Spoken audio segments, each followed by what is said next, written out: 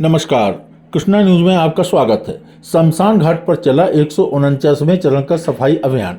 पर्यावरण संरक्षण पर गोष्ठी का हुआ आयोजन। यमुना तट पर विद्युत सौदागृह स्थापना की हुई पुरजोर मांग। समाचार विस्तार से।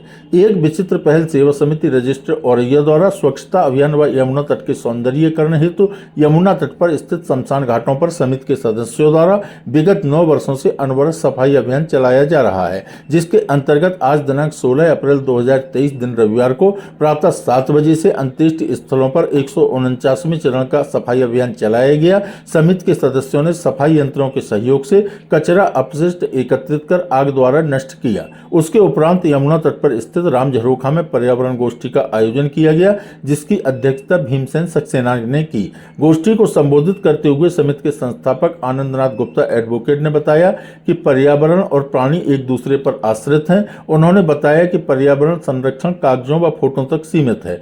धरातल पर पौधे लगने का प्रतिशत बहुत कम है। एक स्वस्थ पेड़ 50 वर्ष से अधिक आयु के उपरांत लकड़ी की आवश्यकता के लिए काट दिया जाता है। निरंतर पेड़ों की हो रही कटान से पर्यावरण असंतुलन का संकट बढ़ता जा रहा है, जिसके कारण संपूर्ण पृथ्वी प्रदूषित हो रही है। पानी की बर्बादी, बढ़ती जनसंख्या के कारण प्राकृतिक संतुलन बिगड़ रहा है। उन्होंने बताया कि प्रत्येक व्यक्ति की अंत्येष्टि में लगभग 2.5 से 3 कुंटल लकड़ी का उपयोग किया जाता है। यमुना तट औरैया में शहर व आसपास ग्रामीण क्षेत्रों की लगभग 10 अंत्येष्टियां होती हैं, जिसमें 30 कुंटल लकड़ी का प्रतिदिन उपयोग होता है। लकड़ी के स्थान पर तीव्र ज्वलनशील गोबर के उपलों के उपयोग व यमुना तट पर विद्युत सौदागृह की स्थापना से लकड़ी का उपयोग कम हो सकता है। लकड़ी को बनाया नहीं जा सकता, लेकिन बचाया जा सकता है। मौजूद लोगों ने जिला प्रशासन से विद्युत सौदागृह स्थापना की मांग की है। गोष्ठी की अध्यक्षता कर रहे भीमसेन सक्सेना ने बताया कि हिंदू धर्म के महान संत व पर्यावरण संरक्षक बिश्नोई पंथ के संस्थापक श्री जम्भेश्वर महाराज को दुनिया का पहला पर्यावरण वैज्ञानिक माना जाता है। उनके बताए हुए रास्ते पर चलने के लिए हम सभी को सामूहिक रूप से पर्यावरण की रक्षा का संकल्प लेना चाहिए, जिसके अंतर्गत लोगों को जागरूक करते हुए बच्चों के जन्मदिन व पूर्वजों की स्मृति में अधिक से अधिक पेड़ पौधा का पौधारोपण कर पानी के दुरुपयोग को रोकना है, जिससे स्वस्थ और निरोगी जीवन के साथ आगे आने वाली पीढ़ी को पर्यावरण संरक्षण का संदेश देना है। गोष्ठी को मनीष पुरवार, हीरू व देवेंद्र गुप्ता ने भी संबोधित किया। समापन पर यमुना तट पर सफाई करने वाले सफाई कर्मी रंजन वाल्मीकि को यमुना घाट सेवा समिति के सदस्य ज्ञान सक्सेना ने 2000 रुपये मासिक वेतन प्रदान किया।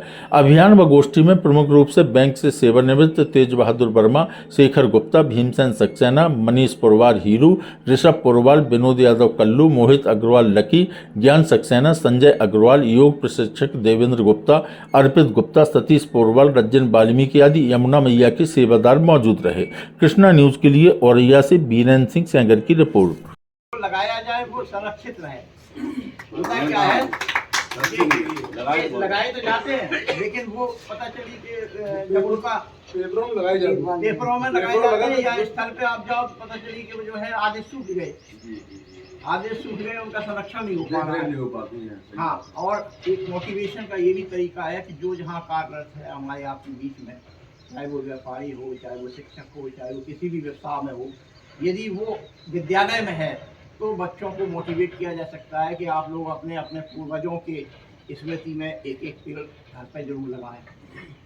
ज़्यादा बड़ा न लगाएं तो छोटे ही लगाएं। जिन के जगह पर गोबर के उपलों, वो गैया के गोबर के उपलों का उपयोग करें तो वो लकड़ी से अधिक ज्वलनशील है और उससे भी काफी काम हो सकता है। तो लकड़ी को बचाने के लिए दूसरा साधन आपके गोबर के उपले भी हैं, तो इस पर भी ध्यान दिया जाए। लोग पर्यावरण संरक्षण की बात करते हैं, कितनी रोडें बन रही हैं, कितने हाईवे बन रहे हैं और कितना सौंदर्यीकरण हो रहा है और कितने पेड़ काटे जा रहे हैं, कैसे कैसे वनों को समाप्त किया जा रहा है। तो पर्यावरण संरक्षण कैसे हो?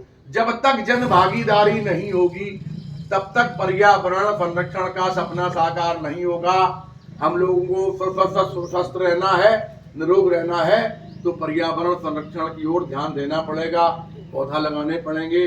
तमाम दंश अभी हम लोगों ने कोरोना काल में झेले,